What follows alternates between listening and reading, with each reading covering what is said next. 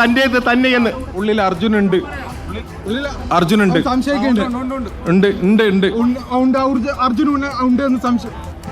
സംശയമില്ല. അതാ കാണുന്നതാ, കാണുന്നുണ്ട്. ഉണ്ട് അർജുനുണ്ട്. കൃത്യമായ സ്ഥിരീകരണം വന്നിരിക്കുന്നു. ലോറി അർജുൻ്റേത് തന്നെയാണ്, അത് മനാഫിന്റെ ലോറി തന്നെയാണ്.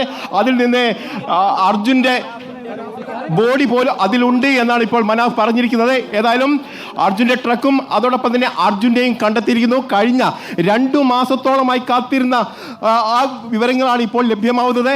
അർജുന്റെ ട്രക്കും ഗംഗാവാലി പുഴയിൽ നിന്ന് അർജുനെയും കണ്ടെത്തിയിരിക്കുന്നു. ഈ മണിക്കൂറുകളിൽ ഈ 4ാം ഘട്ട ദൗത്യത്തിന്റെ 6ാം ദിവസത്തിലാണ് ഇത്തരത്തിലുള്ള കണ്ടെത്തലിലേക്ക് എത്താൻ കഴിഞ്ഞിരിക്കുന്നത്. ഇന്ന് രാവിലെ 11 മണിയോട് കൂടിയാണ് ഈ ട്രക്ക് ലൊക്കേറ്റ് ചെയ്യുകയും അവിടെ ഹൂക്ക് ചെയ്യുകയും ചെയ്തിരിക്കുന്നത്.